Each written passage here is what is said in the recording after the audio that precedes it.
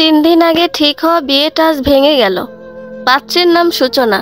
বিয়ে ভেঙে যাওয়ার কারণ, সূচনার মা তার বড় চাচার সঙ্গে পরকীয়ায় লিপ্ত হয়ে আজ থেকে 20 বছর আগে স্বামী, সন্তান এবং সংসার ত্যাগ করেছেন। ভেঙেছেন দুটো স্বপ্নের সংসার। বাবা মা হারা করেছেন 4টে শিশুকে। বড় চাচার বড় ছেলের বয়স তখন 7, ছোট ছেলের বয়স 4, আর সূচনার বয়স ছিল 2। বড় ভাইয়ের বয়স 5 বছর। এই 4টে শিশু শৈশবকে অন্ধকারে ঠেলে দিয়েছিল দুজন বিকৃত রুচির মানবী। কে জানত আজ এত বছর পরও সেই ঘন অন্ধকার দূর হবে না।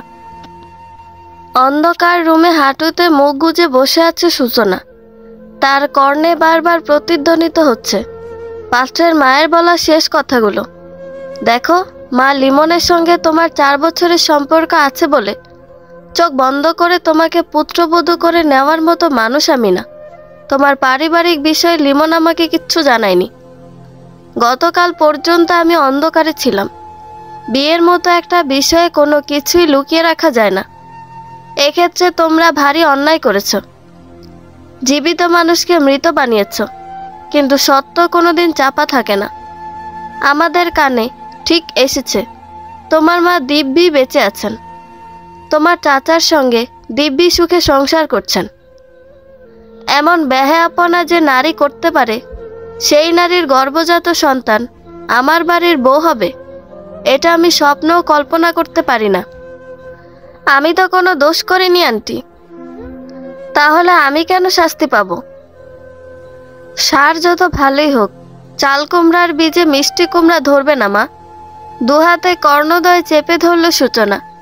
সর্বাঙ্গ থরথর করে কাঁপছে তার। দু চোখ বেয়ে নোনা পানির স্রোত নামছে। চারদিক থেকে যেন বিরতিহীনভাবে প্রতিধ্বনিত হচ্ছে, সার যত ভালোই হোক, চাল কুমড়ার বীজে মিষ্টি কুমড়া ধরবে না মা। আকস্মিক চিৎকার করে উঠল সূচনা। আমি ঘেন্না করি ওই মহিলাকে। ভাইয়া, ভাইয়া তুমি কোথায়? ওই মহিলার জন্য আমার সব শেষ হয়ে গেল ভাইয়া। তুমি কেন আমাকে সেই 2 বছরে গলা টিপে মেরে ফেললে না? আমি সহ্য করতে পারছি না, এই প্রত্যাখ্যান মেনে নিতে পারছি না। দরজায় কট করে শব্দ হলো। রুমে প্রবেশ করলো বলিষ্ঠ দেহের অধিকারী একজন পুরুষ। এলোমেলো পায়ে সুইচ বোর্ডের কাছে গিয়ে কাঁপা কাঁপা হাতে সুইচ টিপ দিল। ঝকঝকে আলো ফিরে এলো অন্ধকারে আচ্ছন্ন রুমটায়। বড় ভাই রুদ্রকে দেখে সূচনা ঘন ঘন নিঃশ্বাস ফেলল। অসহায় চোখে ক্ষণকাল ভাইকে দেখে হঠাৎ ডুকরে উঠল। দুহাতে মুখ চেপে বাঁধ ভাঙা কান্নায় ভেঙে পড়ল পূর্বের ন্যায়। কালো রঙের কাবলিতে আচ্ছাদিত দেহখানা ধপাত করে মেঝেতে বসে পড়ল। বোনের থেকে কয়েক হাত দূরত্বে বসে মাথা ঝুঁকিয়ে মেঝেতে দৃষ্টি নিবদ্ধ রাখল। ফলশ্রুতিতে তার এলোমেলো উস্কো খুস্কো ঘাড় ছোঁয়া সবগুলো চুল সামনের দিকে নেমে দাড়ি গোপ ভর্তি গুঁড়ো গম্ভীর মুখটা ঢেকে দিল। বার কয়েক তপ্ত নিঃশ্বাস ত্যাগ করল সে। সূচনার কান্না তখনও থামেনি। কোনো প্রকার সান্ত্বনার বাণী শোনালো না রুদ্র। আদুরে হাত বাড়িয়ে কাছে টেনেও নিল না বোনকে। মাথায় হাত রেখে ভরসাও দিল না। দুহাত মুষ্টিবদ্ধ করে দাঁতে দাঁত চেপে শুধু একটি প্রশ্নই করল, লিমনের মতামত কি? সঙ্গে সঙ্গে ক্রন্দনরত কণ্ঠে জবাব দিল, ওর পরিবারে ওর মায়ের সিদ্ধান্তে শেষ কথা। লিমনের হাত পা বাঁধা। রক্তিম চোখে তাকিয়ে অত্যন্ত ক্ষুব্ধ কণ্ঠে রুদ্র বলল, ওই বাঁধন চামড়া তুলে মরিচ দিয়ে তোর সামনে আনবো। এবার বল, এরপর আর কাঁদবি? কেঁপে উঠল সূচনা। আতঙ্কিত হয়ে কান্না থেমে গেল তার। উস্কো খুস্কো চুলের ফাঁকে ভাইয়ের ক্রুদ্ধ দৃষ্টিজোড়া দেখে অন্তরাত্মা পুনরায় কেঁপে উঠল। সে খুব ভালো করেই জানে তার ভাইয়ের বৈশিষ্ট্য সম্পর্কে। ভীষণ রকচটা, ভয়ানক জেদি, তীব্র খ্যাপাটে। এখন যদি সম্মত হয় তাহলে লিমনকে কেউ রক্ষা করতে পারবে না। কিন্তু সে চায় না লিমনকে। যে পরিবার তার করুণ সত্যিটা জেনে তাকে প্রত্যাখ্যান করেছে, সেই পরিবারে কোনো মতেই সে যেতে চায় না। সবচেয়ে বড় কথা, যাকে ভালোবেসে পরিবারে যেতে চেয়েছিল, সেই লিমনই এখন অন্য সুরে কথা বলছে। যে সুরে আর যাই থাকুক, ভালোবাসা নেই। ভালোবেসে ভালোবাসাহীন সম্পর্কে জড়ানোর মতো ব্যর্থতা এ পৃথিবীর বুকে আর একটিও নেই।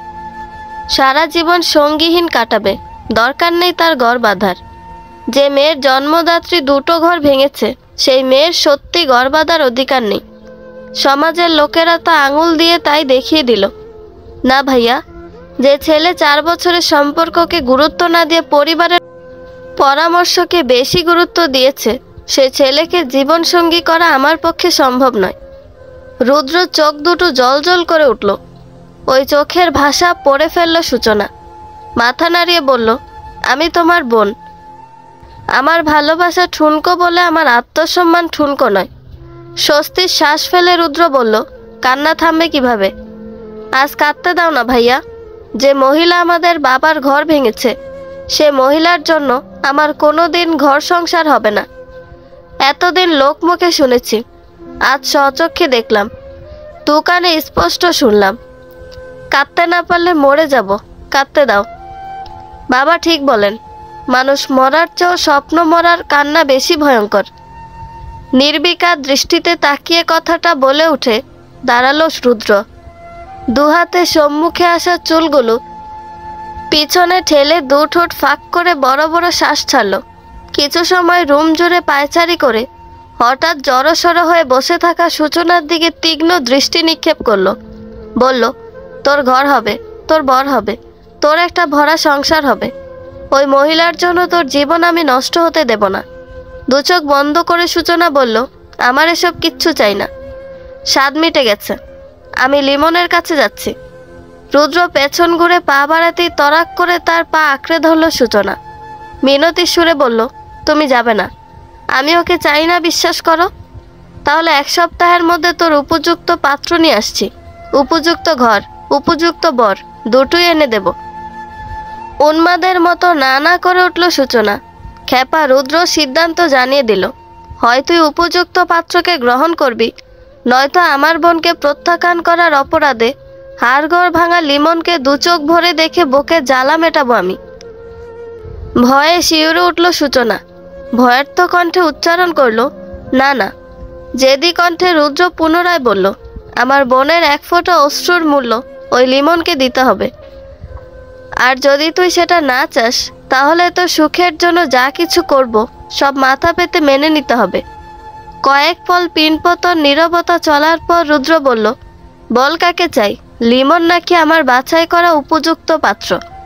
ফুঁফিয়ে উঠে সূচনা বলল, তুমি যা বলবে সব মেনে নেব, শুধু যার থেকে প্রত্যাখ্যান পেয়েছি তার সঙ্গে যেন আমার এ জীবন আর দেখা না হয়। আর হ্যাঁ, তুমি ওর কিছু করবে না, কিছু না। পাছার দাদিনকে দিয়ে খাবার পাঠাচ্ছি, খেয়ে নিস। আমি যেন এর মাঝে আর কোনো কথা না শুনি। পা ছেড়ে দিল সূচনা। রুদ্র দরজা অবধি যেতে হঠাৎ বলে উঠল, বাবাকে জানিয়েছ? জানিয়ে দেব। বেলা 12টায় রুদ্রের ফোনে কল এলো। বিছানা জুড়ে শরীর ছেড়ে গভীর ঘুমে তলিয়েছিল সে। হঠাৎ ফোনের শব্দে বিরক্ত হয়ে রিসিভ করতে ওপাশ থেকে তার চেলা ঝিনুক নামের ছেলেটা বলল, বস, দাদিন যে ছেলের খোঁজ নিতে বলেছিল নিয়েছি, সব ঠিকঠাক ছিল, কিন্তু এখন তার বাইকে একটা মেয়েকে দেখতে পাচ্ছি। পিছু নিয়ে দেখ কাহিনী কোন পর্যন্ত গড়ায়। ঝিনুককে আর কিছু বলতে না দিয়ে শোয়া অবস্থায় পাশ থেকে সাদা রঙের কাবলিটা তুলে গায়ে জড়াতে জড়াতে উঠে বসলো। 2 চোখ ডোলে চট করে বিছানা ছেড়ে ওয়ালেট, মোবাইল, গাড়ির চাবি আর সিগারেটের প্যাকেট নিয়ে তড়িৎ গতিতে বেরিয়ে পড়ল। 15 মিনিটের মাথায় পরিচিত শহরের একটি ন্যাশনাল ভার্সিটির সামনে এসে গাড়ি থামালো। তার গাড়ি দেখেই ঝিনুক রাস্তার ওপাশ থেকে ডাক দিল, বস। ঠোঁটের কোনায় সিগারেট চেপে ধোঁয়া ছাড়তে ছাড়তে রুদ্র বেরিয়ে এলো। ঝিনুক সহ আরো 4-5টা ছেলে এগিয়ে এসে ঘিরে ধরল তাকে। বলিষ্ঠ বুক, পেশিবহুল হাত টান টান করে দাঁড়িয়ে ঝিনুকের দিকে সরু চোখে তাকালো। সঙ্গে সঙ্গে গড় গড় করে ঝিনুক বলতে লাগলো, মেয়েটার সাথে সেই যে ঢুকছে আর বের হয় নাই। ব্রুদয় কুঁচকে গেল রুদ্রর। ব্যস্ত ভঙ্গিতে সিগারেটে ঘন ঘন টান দিয়ে বলল, কোথায় ঢুকেছে? কলেজের ভিতরে। পাশ থেকে অল্প স্বল্প হাসির শব্দ ভেসে এলো। রুদ্র দাঁত কিরমির করে বলল, শালা, কথার ধরন তো অন্য কিছু বোঝালো। ঝিনুক মাথা চুলকালো। তৎক্ষণাৎ পাশ থেকে আবির নামে রুদ্রর বন্ধু বলে উঠল, এই রুদ্র, ওই তো ওই মেয়েই ছিল। আবিরের উত্তেজিত কণ্ঠ শুনতেই চট করে বাঁ দিকে ঘাড় বাঁকালো রুদ্র। দেখতে পেল ছোটখাটো দুটো মেয়ে এগিয়ে আসছে। গেট পেরিয়ে রাস্তার ডান পাশ দিয়ে হাঁটা ধরলো মেয়ে দুটো। এদের মধ্যে একজন ননস্টপ কথা বলছে। কথাগুলো শুনতে না পেলেও মুখের ভঙ্গি আর হাত দুটো নাচানাচি দেখে বুঝলো ভয়াবহ রকমের ইন্টারেস্টিং কোনো টপিক নিয়ে বর্ণনা চলছে। এতটা ইন্টারেস্টিং যে পাশের জনকে একটি কথা বলার সুযোগ দিতেও সে রাজি নয়। ব্রু জোড়া কুঁচকে গেল রুদ্রর। বিরক্তিতে কপালে 3টা ভাঁজ ফেলে জিজ্ঞেস করলো, দুটোর মধ্যে কোনটা ছিল সেটা বল, নাকি দুটোই ছিল? ঝিনুক জিভ কেটে বলল, ওই যে জিন্স প্যান্ট গোলাপি জামা পরা মেয়েটা। আবির বলল, যেটা বকবক করছে থামছেই না ওইটা। সিগারেটের শেষ দুটো টান দিয়ে সন্তর্পণে শেষ অংশটুকু ফেলে দিল রুদ্র। তর্জনী দিয়ে কপালের মাঝ বরাবর কয়েক বল চুলকে গম্ভীর স্বরে আদেশ করলো, ঝিনুক তুই যা, সরাসরি প্রশ্ন কর, মাহেরের সঙ্গে ওর কি সম্পর্ক? রিলেশন থাকলে সেটা কতদিনের, জেনে আয় কুইক। বেশ ভাবসাব নিয়ে চেহারায় পাক্কা ভিলেনের ছাপ ফুটিয়ে মেয়ে দুটোর সামনে গিয়ে দাঁড়ালো ঝিনুক। সরাসরি প্রশ্ন করলো, এই যে বকবকানি মায়ের ভাইয়ের সঙ্গে তোমার কি সম্পর্ক? কতদিন চলছে এই সম্পর্ক? কথার মাঝে বাধা পেয়ে গোলাপি গাউন পরা মেয়েটি পিটপিট করে তাকিয়ে রইল ঝিনুকের দিকে। পাশের মেয়েটিকে অর্থাৎ বান্ধবীকে বলল, নয়ন 5 সেকেন্ড ওয়েট কর। নয়ন ভ্রু কুঁচকে ঝিনুকের দিকে তাকিয়ে বলল, এই হৈমি, এই ছাগলটা আবার কে? নিমিষেই ঝিনুক তীক্ষ্ণ দৃষ্টি ছুড়ে দিল নয়নের দিকে। হৈমি ওসবে ধ্যান না দিয়ে ঝিনুককে উদ্দেশ্য করে চটপটে গলায় বলল, আপনি একটু দাঁড়ান, আমি নয়নকে গতকালকের ঘটনাটা বলে শেষ করি, তারপর আপনার সঙ্গে কথা বলছি। ঝিনুকের তীক্ষ্ণ দৃষ্টি সরু হয়ে হৈমির মুখের দিকে পড়ল। হৈমি 32 পাটি দাঁত বের করে একটি হাসি উপহার দিয়ে নয়নের দিকে ফিরে আবার কথা বলতে শুরু করলো। 2 মিনিট পেরিয়ে যাওয়ার পর ওপাশ থেকে রুদ্র চোখ রাঙালো ঝিনুককে। আবির গালাগাল শুরু করলো। ঝিনুক পুনরায় হৈমিকে প্রশ্ন করতে উদ্যত হলে হৈমি ঝিনুক নয়ন দুজনকেই গল্প শোনাতে লাগলো। গল্পের শেষ প্রান্তে যেতেই হাওয়াই মিঠাইওয়ালাকে দেখতে পেল সে। তৎক্ষণাৎ চিল্লিয়ে উঠে ঝিনুককে বলল, এ ভাই, আপনি একটু দাঁড়ান, আমি আপনার প্রশ্নের উত্তর দেব। এখন দিতে গেলে হাওয়াই মিঠাইওয়ালা চলে যাবে। বলতে বলতেই রাস্তার ওপাশে চলে গেল। তার পেছন পেছন নয়নও গেল। ঝিনুক এক ঢোক গিলে হা করে রুদ্রর দিকে তাকালো। আবির বলল, এই শালা আহম্মকের মতো হা করে মেয়েটাকে দেখেই গেলি, কিছু শুনছস? আয় এদিক আয়। এপাশে এসে ঝিনুক বলল, ভাই, আমার এত সুযোগই দিল না। কী সব যে বলল কিছু বুঝলামও না। কানের ভেতর গড়গড় শব্দ শুনলাম, আমার মাথা কিলবিল করতেছে। বিরক্তিসূচক শব্দ করে রুদ্র বলল, প্রশ্ন করার পর কি বলল? হৈমির বলা কথাটা বলতেই রুদ্র গম্ভীর হয়ে দাঁড়িয়ে রইল। ওদিকে হৈমি হাওয়াই মিঠাই খেতে খেতে তাদের দিকে এগিয়ে আসছে। আবির বলল, দোস্ত, এদিকে আসতেছে। সকলে রুদ্রের পাশে দাঁড়িয়ে ব্রু কুঁচকে রইল। রুদ্র তীক্ষ্ণ চোখে একবার দেখল মেয়েটা তাদের দিকে আগাচ্ছে, তাই দৃষ্টি সরিয়ে ঝিনুককে ইশারা করলো কথা বলতে। হৈমি যখন তাদের থেকে 1 হাত দূরত্বে এসে দাঁড়ালো, ঝিনুক বলল, আপা উত্তরটা? আবারও দাঁত কেলিয়ে হেসে দিল হৈমি। বড় বড় চোখ জোড়া কতক্ষণ পিটপিট করে তাকিয়ে বলল, উত্তর দিতে আসছি ভাই। প্রশ্ন যেন কি ছিল? আপনার মাহের ভাই আর আমার সম্পর্ক কি? কতদিন চলছে এই সম্পর্ক, এটাই তো? কিঞ্চিত মাথা হেলিয়ে একব্রু উঁচু করে ঝিনুকের দিকে তাকিয়ে রইল হৈমি। ঝিনুক সহ আবিরও হ্যাঁ হ্যাঁ করে উঠল। রুদ্র কান খাড়া করে একটি সিগারেট ধরালো। এমন সময় হঠাৎ হৈমি হাতে থাকা আতখাওয়া হাওয়াই মিঠাই নয়নের হাতে ধরিয়ে তর্জনীতে বুড়ো আঙুলের মাথা ঠেকিয়ে ঝিনুককে বলল, 1 মিনিট দাঁড়ান, আমি এই যাব আর এই আসবো। আপনার উত্তর দেব, দাঁড়াবেন কিন্তু। হৈমি 6 জন ছেলেকে পাশ কাটিয়ে এগিয়ে গেল। নয়ন ঠোঁট টিপে হেসে তাকে অনুসরণ করলো। ঝিনুক আশ্চর্য হয়ে রুদ্রর দিকে তাকালো। রুদ্র বড় বড় করে শ্বাস নিচ্ছে। ধীরে ধীরে আগুন জ্বলতে শুরু করেছে। কতক্ষণ পর ফোঁস করে উঠে জ্বালিয়ে পুড়িয়ে ছারখার করে দেবে আন্দাজ করা গেল না। আবির অধৈর্য হয়ে বলল, এইটা কোন প্রজাতি রে ভাই? মানে হয় কোনো? রুদ্রর আশপাশে থাকা প্রত্যেকে হৈমির কাণ্ড কারখানা লক্ষ্য করতে লাগলো। রুদ্র একের পর এক সিগারেট শেষ করতে ব্যস্ত। মেয়ে মানুষদের প্রতি তার কোনো আগ্রহ নেই, শুধু প্রশ্নের উত্তর চাই। কিন্তু তার চারপাশে ঘিরে থাকা ছেলেরা দেখতে পেল হৈমি নামক মেয়েটা গেটের পাশে একটা ছেলের সামনে গিয়ে দাঁড়ালো। লম্বাটে, হ্যাংলা, পাতলা ছেলেটা মিটি মিটি হাসছে। ঝিনুক বলল, লুচ্চার মতো হাসতেছে না পোলাটা? আবির বলল, কাহিনী কি দেখি আগে। হ্যাংলা পাতলা ছেলেটা প্যান্টের পকেট থেকে একটি লাল গোলাপ বের করলো। হৈমি চটপটে গলায় বলল, তাড়াতাড়ি প্রপোজ করো, আমার বেশি সময় নেই। ওই যে দেখো 4-5-6টা ছেলে, ওদের মধ্যে ওই খাটো ছেলেটার একটা প্রশ্নের উত্তর দিতে হবে। ছেলেটার নাম পালন। আজ সে এসেছে হৈমিকে প্রপোজ করতে। গতকাল মেসেঞ্জারে নক দিয়ে এ ব্যাপারে জানিয়েছিল। প্রেম করবে না হৈমি, কারণ হ্যাংলা পাতলা ছেলে তার পছন্দ নয়, তবে তার দয়া শরীর। সেদে এসে প্রপোজ করলে কাউকে ফিরিয়ে দেয় না। ফুল টুল বা গিফট টিফট আনলে সাদরে গ্রহণ করে নেয়। পরবর্তীতে যদি প্রেম ভালোবাসার জন্য ফোর্স করে, সোজা ব্লক। সামনে এলে 2-4টা চট থাপ্পড়, ব্যাস কাহিনী খতম। পালন চারপাশে লাজুক চোখে তাকিয়ে গোলাপ দিয়ে আই লাভ ইউ বলে প্রপোজ করলো হৈমিকে।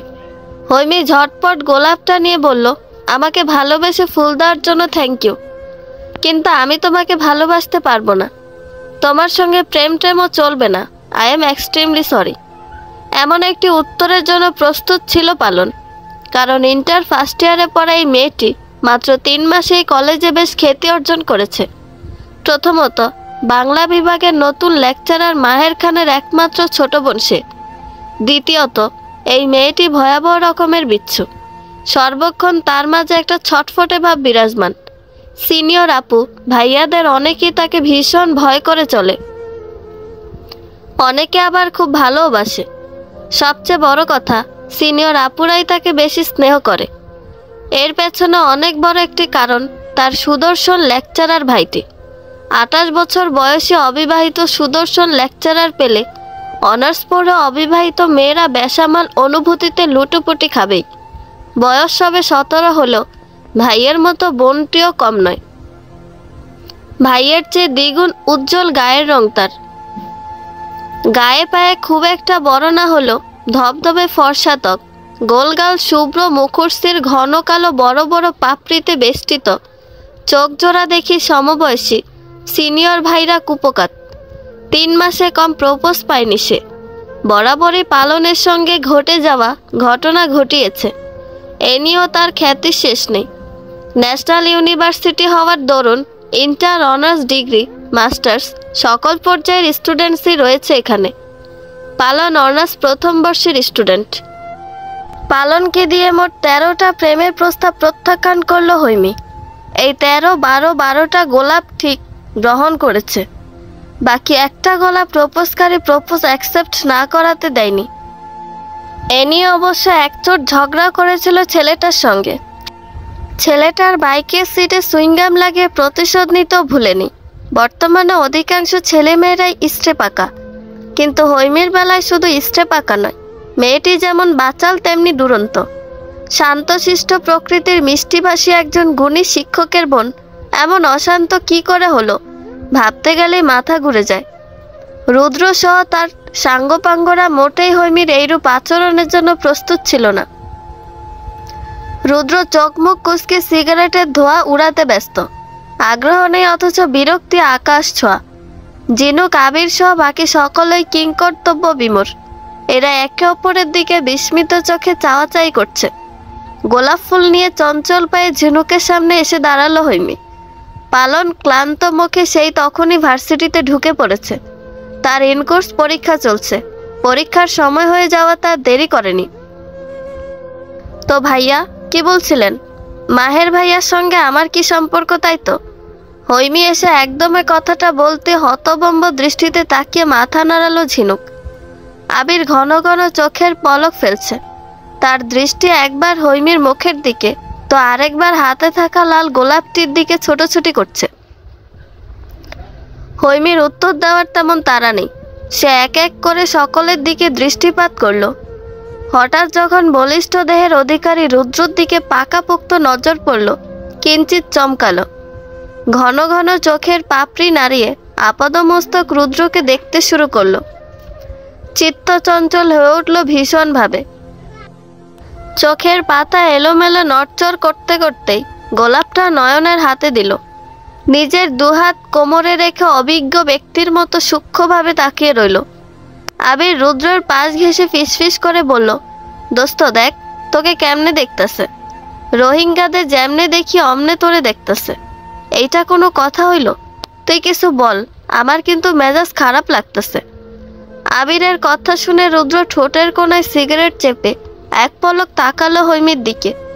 সত্যি সত্যি মেয়েটা ভূত দেখার মতো দেখছে তাকে। গোলগাল মুখের গোলগাল চোখ যেন গিলে খাচ্ছে। পা থেকে মাথা অবধি বিরক্তি ভঙ্গিতে অতি সূক্ষ্মভাবেই দেখল রুদ্র। বডি ফিগার দেখেই চট করে বুঝে নিল নিতান্তই বাচ্চা একটা মেয়ে।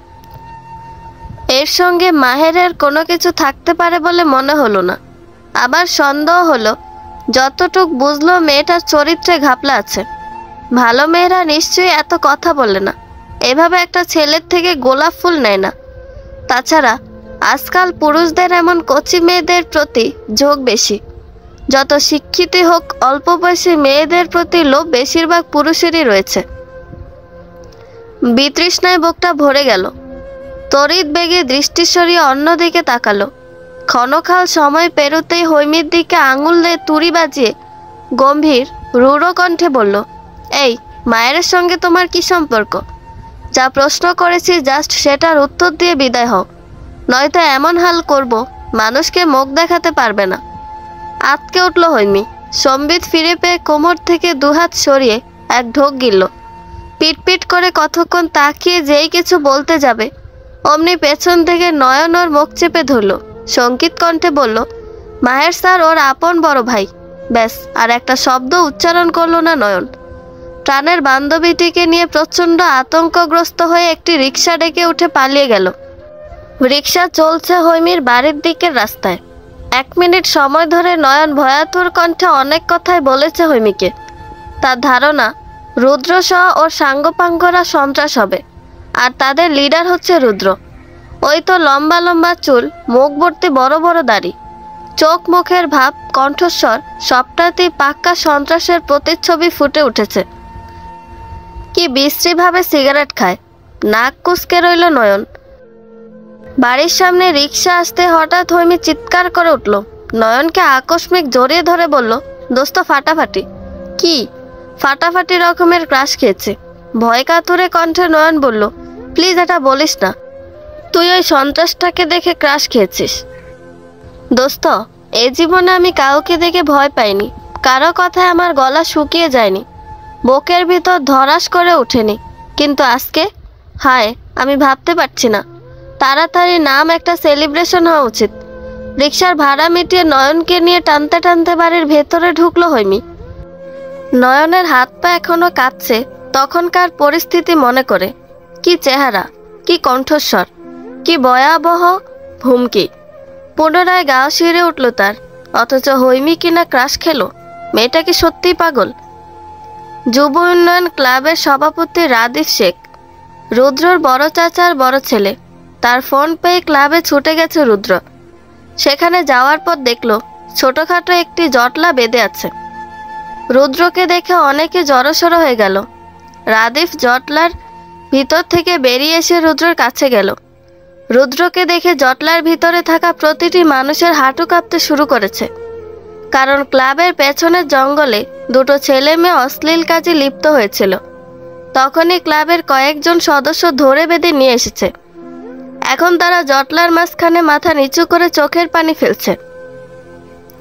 সমস্ত ঘটনা শুনতে রুদ্রের চোখ কান উভয়ই রক্তিম হয়ে উঠল। দুহাত মুষ্টিবদ্ধ করে রাগ নিয়ন্ত্রণ করার চেষ্টা করেও পারল না। তরাক করে এসে জটলার ভেতর ঢুকে ছেলেটাকে এলোপাথারি আঘাত করলো। মেয়েটার গালও কয়েকটা থাপ্পড় লাগিয়ে দিয়েছে। রাদিফ ওকে টেনে টুনে সরিয়ে এনে থমথমে কণ্ঠে বলল, রুদ্র, মাথা ঠান্ডা কর, একটা সমাধান দে। ছেলেটা আমার বন্ধুর ছোট ভাই। বড় বড় করে নিঃশ্বাস ছেড়ে নীরস কণ্ঠে রুদ্র বলল, মেয়ের পরিচয় কি? রাদীপ মেয়ের পরিচয় দিতেই রুদ্র প্রয়োজনীয় কাগজপত্র রেডি করে কাজী ডেকে বিয়ে পড়ানোর ব্যবস্থা করতে বলল। ছোট ভাইয়ের পরামর্শে রাদীপ তার ছেলেপুলেদের দিয়ে সব ব্যবস্থা করে ফেলল। বিকাল গড়াতে গড়াতে ছেলে মেয়ে উভয়ের পরিবারের সম্মুখে বিয়ে পড়ানো হলো। পাত্রপাত্রী বিদায় করে ক্লাব থেকে বেরিয়ে যাওয়ার পথে হঠাৎ পনির নামে রুদ্রর একজন চেলা বলল, বস, আপনার নামে একটা চিঠি আছে। বাইকে বসতে বসতে ভ্রু কুঁচকে রুদ্র বলল, ঝেড়েকাস, এ মানে লাভ লেটার পাঠিয়েছে এক মেয়ে। আশ্চর্য হয়ে বাইক থেকে নেমে দাঁড়ালো রুদ্র। বাইকের পেছনে ঝিনুক বসতে নিয়ে আবার নেমে দাঁড়িয়েছে। সেও অবাক চোখে পনিরের দিকে তাকিয়ে আছে। রুদ্র ভ্রু কুঁচকে তাকিয়ে বলল, আমি একজন সন্ত্রাস। একজন সন্ত্রাসকে যে মেয়ে লাভ লেটার পাঠায় সে মেয়ে আরও বড় সন্ত্রাস। 24 ঘন্টা সময় দিলাম, 24 ঘন্টা। এর মধ্যে ওই মেয়েকে আমার চোখের সামনে দেখতে চাই। প্রয়োজনে ঘরে ঘরে তল্লাশি করবি। পনির বলল, ভদ্রঘরের মেয়ে বস। বড় একটা ভাই আছে, কলেজে লেকচার দেয়। নাম কি? মাহের খান। বোনের নাম? হৈমন্তিকা জাহান হৈমি। ঝিনুক আতঙ্কিত হয়ে মুখে হাত দিল। রুদ্র কপাল কুঁচকে ঝিনুকের দিকে চেয়ে গম্ভীর কণ্ঠে বলল, বোনের তো লুজ ক্যারেক্টার দেখছি। ভাইয়ের বিষয়ে আরেকটু খবর নে ঝিনুক। আমার বোনের গোটা জীবনের বিষয় এটা। ঝিনুককে কথাগুলো বলে পনিরকে বলল, লাভ লেটার কার কাছে? বাবু ভাইয়ের কাছে। সিগারেট ধরাতে ধরাতে রুদ্র গর্জন ছাড়ল, এই বাবু, কি লিখছে পড়ত?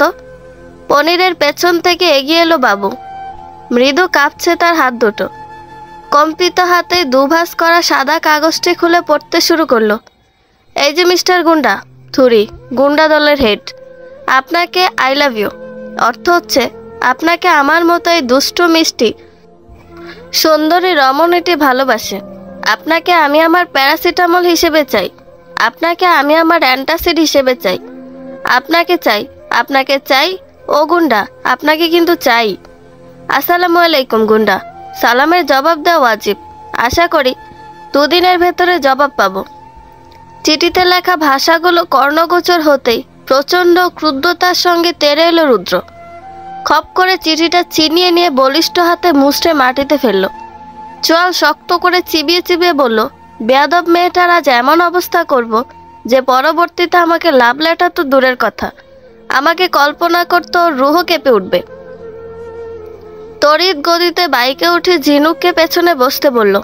ঝিনুক বসতেই বলল, মাহের খানের বাড়ির পথ বল। ঝিনুক মাহেরের বাড়ির ঠিকানা বলতেই রুদ্র সেদিকে বাইক ঘোরালো।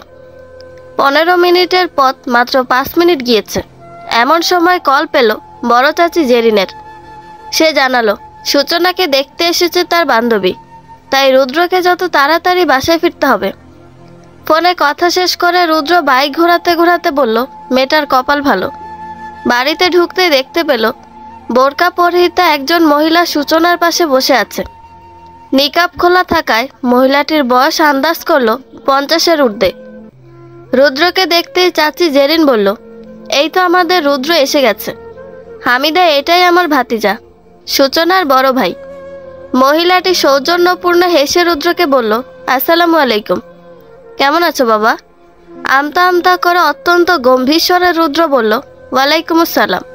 বাকিটুকু জবাব দিল না সে। দোনমনো করে দাদিনের পাশে গিয়ে বসল। হামিদা রাগ করলেন না। জেরিনের বান্ধবী হওয়ার সুবাদে রুদ্র সূচনা সম্পর্কে পুরোপুরি অবগত তিনি। মাহারা ছেলে মেয়ে দুটোর প্রতি মায়ার অন্ত নেই। সে মায়া থেকে একমাত্র ছেলে মাহেরের জন্য সূচনাকে নির্বাচন করেছেন। ছেলে সম্পর্কে মোটামুটি যতটুক ধারণা পেয়েছে সূচনার প্রবাসী বাবা, বড় চাচি, চাচাতো ভাইরা এবং দাদিন কারো কোনো আপত্তি নেই। ছেলের মায়ের স্নেহপূর্ণ আচরণ দেখে সূচনার মন অনেকটাই নরম হয়েছে। মাহারা মেশে ছোটবেলা থেকে মাকে ছাড়া বড় হয়েছে। মামা গন্ধটা কখনো নাকে আসেনি। বড় চাচি অনেকগুলো বছর অভিমানে বাপের বাড়ি কাটিয়েছেন। এখন পর্যন্ত ছেলে ছেলের বউয়ের সঙ্গে শ্বশুরঘর থেকে দূরেই আছেন। বছরখানেক হলো রুদ্র আর সূচনার সঙ্গে কথা বলেন তিনি। বয়স বেড়েছে, বুদ্ধিও খুলেছে। একসময় অতি সরলা ছিল বলে স্বামী ছোট ভাইয়ের বউয়ের সঙ্গে পরকীয়ায় লিপ্ত হয়ে তাকে ত্যাগ করেছেন। সেদিনের জেরিনের সাথে আজকের জেরিনের মধ্যে রাত দিন তফাৎ। নিজের বাচ্চাদের বুকে টেনে রুদ্র সূচনার থেকে এতদিন মুখ ফিরিয়ে থাকলো। এখন তিনি বুঝতে পেরেছেন এই সন্তান দুটোর কোনো দোষ নেই। মায়ের পাপের অংশীদার তারা কোনোভাবেই নয়। ঠিক যেমন তার ছেলেরা বাবার পাপের অংশীদার নয়, তেমনি রুদ্র সূচনাও। তাই তো সূচনার এমন খারাপ পরিস্থিতিতে পাশে এসে দাঁড়িয়েছেন তিনি। শাশুড়ির সঙ্গে পরামর্শ করে বান্ধবী হামিদার ছেলের সঙ্গে বিয়ের কথা এগিয়েছেন। এ নিয়ে চাচির প্রতি কৃতজ্ঞতা শেষ নেই রুদ্রর। সূচনা ও ভাই আর চাচিকে ভরসা করে একজন মায়ের ভালোবাসা পাওয়ার লোভে বিয়েতে মত দিয়ে দিল। কথাবার্তা শেষে সকলেই মিষ্টিমুখ করল। দাদিন জানে মাহেরের বাবা নেই, বছর 4 আগে পরলোক গমন করেছেন। মা বোন নিয়েই তার সংসার। তাই বললেন, হামিদা তোমার মেয়েটাকে নিয়ে আসলে না তো? শাশুড়ির প্রশ্ন শুনে ঠোঁট টিপে হাসলো জেরিন। হামিদাকে কিছু বলতে না দিয়ে সেই বলল, আসলে মা, ওর মেয়েটা বড্ড ছেলে মানুষ, অতিরিক্ত সহজ সরল, হাতে পায়ে বড় হলেও বুদ্ধি তেমন নেই। হই হই রই রই করতে পছন্দ করে। প্রথম দিন এসেই যদি এমন হই হই শুরু করে আপনারা ভুল বুঝতে পারেন, তাই নিয়ে আসেনি। লজ্জিত হয়ে হামিদা বলল, আসলে মেয়েটা সহজে সবার সাথে এমনভাবে মিশে যায়, এর জন্য অনেক সময় লজ্জায় পড়তে হয়, বাঁচালো বলতে পারেন। তাই গুরুত্বপূর্ণ বিষয়গুলোতে ওকে কোথাও নিয়ে যাই না। সব ঠিকঠাক হোক, নিশ্চয়ই আসবে, আপনাদের পাগল করেও ফেলবে একদম। এমন সময় রুদ্র দাদিনের কানের কাছে মুখ এনে বলল, দাদিন আমার কথা আছে। কি বল, তোর কি আপত্তি আছে? ইতস্ততভাবে রুদ্র বলল, ছেলেকে নিয়ে আমার সমস্যা নেই, কিন্তু ছেলের বোনকে নিয়ে বিরাট সমস্যা। দাদি চোখ মুখ ছোট করে বলল, সে কি? বিয়ে দেব আমার নাতনিকে ওই ছেলের কাছে, আমার নাতিকে দিয়ে তো আর ওই ছেলের বোন আনবো না, তাহলে তাকে নিয়ে কেন সমস্যা থাকবে? হকচকিয়ে রুদ্র বলল, ছেলের বোনের চরিত্র খারাপ দাদিন। কি বলিস? আমি জীবনও বিশ্বাস করব না এটা। হামিদার মেয়ে খারাপ হতেই পারে না, আর যদি হয়ও তাতে আমাদের কি? তাকে তো আর তোর বউ করে আনছি না। বিয়ে ঠিক হয়ে গেল। হৈমিকে তার বেয়াদবির শাস্তি দিতে চেয়েছিল রুদ্র, কিন্তু বিয়ে ঠিক হওয়াতে এ ব্যাপারে আর মাথা ঘামালো না। শত হোক বোনের শ্বশুর বাড়ির লোক, এদিকে মায়ের পছন্দ করা মেয়েকে বিয়ে করতে আপত্তি নেই মাহেরের। শুধু এঙ্গেজমেন্টের আগে মেয়ের সাথে একান্তে কথা বলতে চায়। মাহেরের এমন ইচ্ছে শুনে সূচনাও স্বস্তি পেল। একজনকে ভালোবেসে আরেকজনকে বিয়ে করার সিদ্ধান্ত নিয়েছে সে। তাই বলে কাউকে ঠকানোর মানসিকতা নেই। আগামীকাল বিকেল 4টায় মিস্টার মায়ের খানের সঙ্গে মিট করতে যাবে সে। 6 বছর আগে মাহেরের প্রেমিকা রোশনিকে ধর্ষণ করা হয়েছিল। এ খবর শোনার পর ঢাকা থেকে সরাসরি হসপিটালে এসেছিল মাহের। বেডে নিশ্চল হয়ে শুয়ে থাকা রোশনির একটি হাত নিজের হাতের মুঠোয় নিয়ে বলেছিল, will you marry me Roshni? Roshni উত্তর দেয়নি, তার গাল বেয়ে শুধু 2 ফোঁটা জল গড়িয়ে পড়েছিল। মাহের নিঃশব্দে উঠে দাঁড়িয়ে রোশনির মা বোনকে বলেছিল, আগামীকাল আমার অভিভাবক পাঠাবো আন্টি। এঙ্গেজমেন্ট হসপিটালই হবে। কেবিন থেকে বেরোনোর পথের জলপূর্ণ 2টো চোখ স্পষ্ট দেখেছিলাম আমরা। পরের দিন সকালে রোশনিকে বাড়িতে নিয়ে যাওয়া হয়। মাহেরকে রোশনির মা জানায় এঙ্গেজমেন্ট তাদের বাড়িতে হবে।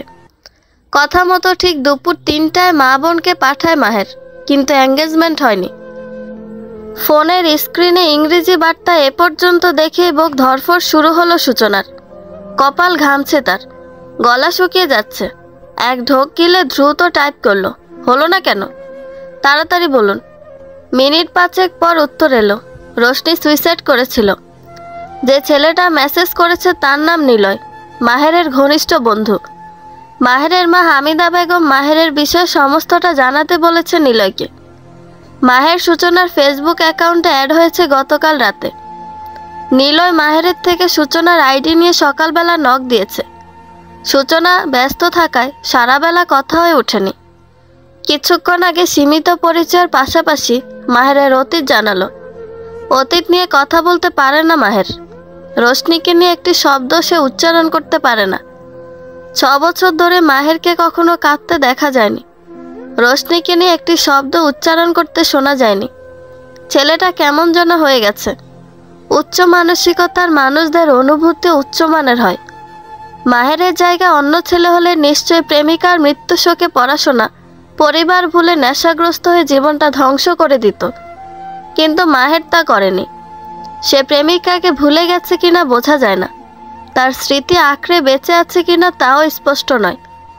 তাকে কতটুকু ভালোবেসেছিল সেটা যেমন স্পষ্ট নয়, তার জন্য ঠিক কতটা কষ্টে জর্জরিত সেটাও অজানা। সাদাসিধে মানুষদের অনুভূতি হয় রহস্যে ঘেরা। মায়ের সাদাসিধে মানুষ, নিজের অমায়িক আচরণের জন্য সকলের শ্রদ্ধা এবং ভালোবাসার পাত্র হয়ে উঠেছে ঠিকই, তবে ব্যক্তিত্ব কঠিন খোলসে মোড়ানো। তার ব্যক্তিত্বের একাংশ সম্পর্ক সকলে অবগত। প্রফেশনালি সে একজন লেকচারার। সকলের সঙ্গে সৌজন্যপূর্ণ আচরণে, জ্ঞানে, বুদ্ধিতে, দায়িত্ববোধে সদা সর্বদা সক্রিয় ভূমিকা পালন করে। বাবাহীন পরিবারে মা বোনের একমাত্র অবলম্বন, বটবৃক্ষ সে। ফোনে দৃষ্টি নিবদ্ধ রেখে বিচলিত ভঙ্গিতে বসে আছে সূচনা। তার কপালে বিন্দু বিন্দু ঘাম জমেছে, নিঃশ্বাসে অস্থিরতা। পাশে ড্রাইভিং সিটে বসে আছে রুদ্র। এক মনে ড্রাইভ করছে সে। হঠাৎ সূচনার দিকে নজর যেতে রাশভারী কণ্ঠে প্রশ্ন করল, এসি চলছে তবু ঘামছিস, সমস্যা কি? কিঞ্চিত চমকে সূচনা বলল, কিছু না, কিছু না। নার্ভাস লাগলে আমি তোর সঙ্গে থাকবো। চোখ বড় বড় করে রুদ্রর দিকে তাকালো সূচনা। রুদ্র দৃষ্টির সম্মুখে স্থির, মুখে গম্ভীর্যতা অবিচল। ড্রাইভ করছে বিরতিহীন। এক ঢোক গিলে বার কয়েক চোখের পলক ফেলল সূচনা। কি বলছে তার ভাই? যার সঙ্গে ছোট বোনের বিয়ের কথা চলছে, তার সঙ্গে প্রাইভেট কথা বলাকালীন সে সঙ্গে থাকবে? তার ভাইটা অমেশুক, নীরস, আবেগহীন জানত, কিন্তু সম্পর্কের বিষয়গুলোতে এত অজ্ঞ তা তো জানত না। জোরপূর্বক মুখে হাসি আনার চেষ্টা করলো সূচনা। বলল, না না, তোমার থাকতে হবে না। আসলে উনি আমার সঙ্গে একান্তে কিছু কথা বলতে চান। ব্রোকটি করে তাকালো রুদ্র। বলল, তোরা পরিচিত নস, একান্তে কথা আবার কি? আমি আশেপাশে থাকবো। ঢোক গেল সূচনা। বলল, উনি হয়তো ওনার ব্যক্তিগত বিষয় সম্পর্কে আমাকে কিছু জানাতে চান। তুমি পাশে থাকলে আনইজি ফিল করতে পারে। কুসকানো ব্রো জোড়া আর সোজা হলো না রুদ্রর। লম্বা করে শ্বাস টানলো শুধু। ঠোঁট টিপে হাসলো সূচনা। সে হাসি রুদ্র থেকে আড়াল করার জন্য জানালার দিকে মুখ ফেরালো। গাড়ি থামলো লেকের পাশের রাস্তাটায়। লেকের ধারে সারি সারি কফি শপ এবং ফুচকার দোকান। এখানে পরিচিত এক কফি শপ রয়েছে সূচনার। তার বান্ধবীর ভাইয়ের কফি শপ এটা। মাঝে মাঝে বান্ধবী নিয়ে বিকালবেলা ঘুরতে আসে এবং এই কফি শপেই বসে। গাড়ি থেকে ভাই বোন নেমে দাঁড়াতেই ঝিনুক, পনির সহ আরো অনেকে এগিয়ে এলো। ঝিনুকের মুখে হাসি যেন উতলে পড়ছে। পান খাওয়া লাল টকটকে ঠোঁটের ফাঁকে আধসাদা দাঁতগুলো দেখে গা জ্বলে উঠল সূচনার। ক্রোধনে ফুসতে ফুসতে ভাইয়ের দিকে তাকালো। ঝিনুকরা ততক্ষণে তাদের সামনে এসে দাঁড়িয়েছে। রুদ্র সূচনার ক্রোধের মাত্রা টের পেল। ঝিনুককে কঠিন একটি ধমক দিয়ে বলল, সামনে এসে দাঁত কেলাতে বলেছি, দূরে যা। ঝিনুকের মুখের হাসি নিমিষে মিলিয়ে গেল।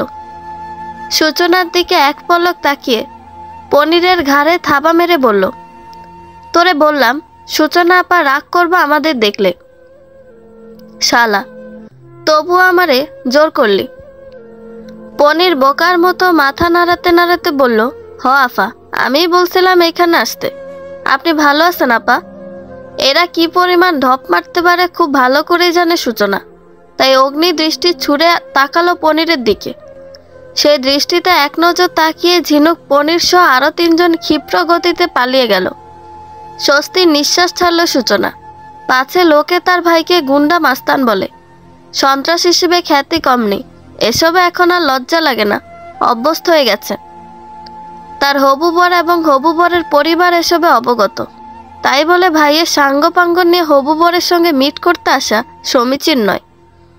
এরা এসেছে দেখলে বা জানলে মাহের খানও নিশ্চয় বিরক্ত হবে। সে নম্র ভদ্র স্বভাবের মানুষ, একজন সম্মানিত ব্যক্তি। শহরে তার মোটামুটি সম্মানীয় একটা পরিচয় আছে, কলেজের লেকচারার। এমন একজন মানুষ শুধু এক চরিত্রহীন নারীর সন্তান নয়, এক সন্ত্রাসের বোনকে বিয়ে করতে রাজি হয়েছে। এই তো মাথা সমান। এতটুকুতেই মাথা তুলে কথা বলার জো নেই, সেখানে আবার এই চেলাফেলারা উপস্থিত থাকা নিন্দনীয়ই বটে। সূচনার বলা নামের কফি শপটার সামনে দাঁড়িয়েছিল মাহের। হঠাৎ দুটো ছেলে মেয়েকে তার দিকে এগিয়ে আসতে দেখল। মেয়েটার পরনে পার্পেল কালার কারুকার্যে শোভিত থ্রি পিস, মাথায় পার্পেল কালার ওড়না দিয়ে ঘোমটা টানা, পেছনের লম্বা বিনুনি শেষ অংশ হাঁটার তালে তালে কোমরের পাশ দিয়ে সম্মুখে উকি দিচ্ছে ক্ষণে ক্ষণে। লম্বাটে ফর্সা মেয়েটার মায়াবী মুখটা দেখতেই চিনে ফেলল মাহের। হ্যাঁ, এটাই তার হবু বউ, মায়ের পছন্দের পাত্রী। মনে মনে 3 বার মাশাল্লাহ পড়ল সে। ততক্ষণে রুদ্র সূচনা তার সামনে এসে দাঁড়িয়েছে। সূচনা সালাম দিতে অমায়িক একটি হাসি উপহার দিয়ে সালাম ফেরালো মাহের। রুদ্রের দিকে হাত বাড়িয়ে দিলে হ্যান্ডশেক করার জন্য। স্বভাবতই গম্ভীর মুখে হাত বাড়ালো রুদ্র। প্রথম পরিচিত শেষে মাহের দুজনকেই কফি শপে ঢুকতে বলল। বয়সের দিকে রুদ্র সূচনা উভয়ই তার ছোট, তাই নাম ধরেই ডাকলো। সূচনা ধীর পায়ে কফি শপের দিকে এগুলেও রুদ্র রাশভারী কণ্ঠে বলল, আপনারা কথা বলুন, আমার কিছু কাজ আছে এদিকে। মাহেরকে কথাটা বলে সূচনার দিকে তাকালো, বলল, আমি এদিকটাই আছি, ফোন করিস। সূচনা ঘাড় কাত করল। রুদ্র গম্ভীর চিত্তে মাহেরকে বলল, আসি। মাহের মৃদু হেসে জবাব দিল, জি, নাইস টু মিট ইউ। বাঁকানো হাসি এসে বিদায় নিল রুদ্র।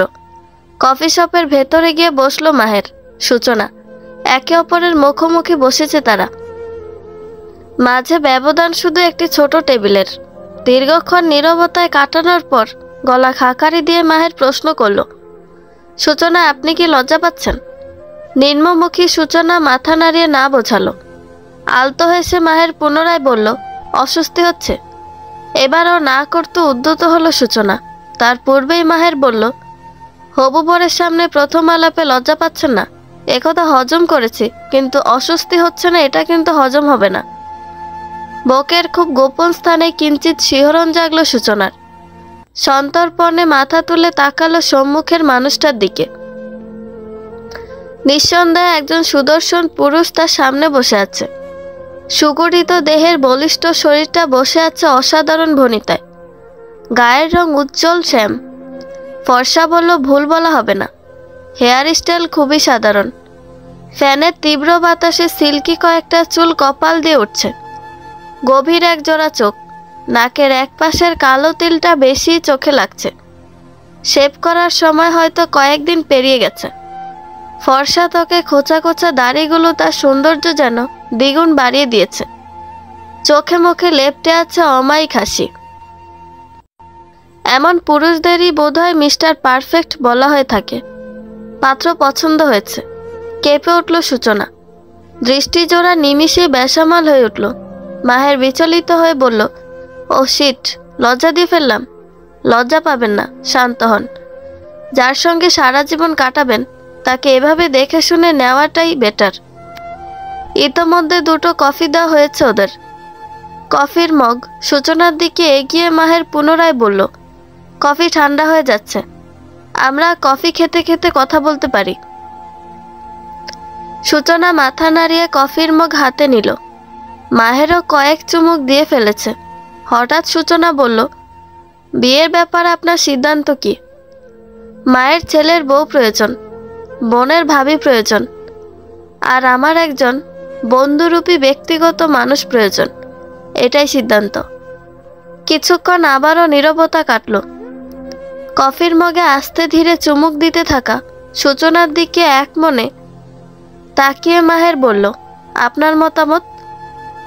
এক পলক তাকিয়ে কফির মগ টেবিলে রেখে স্বাভাবিক হয়ে বসল সূচনা। ধীরে সুস্থে শান্ত কণ্ঠে বলল, আপনার মতো মানুষকে জীবনসঙ্গী হিসেবে পাওয়া যে কোনো মেয়েরই ভাগ্যের ব্যাপার।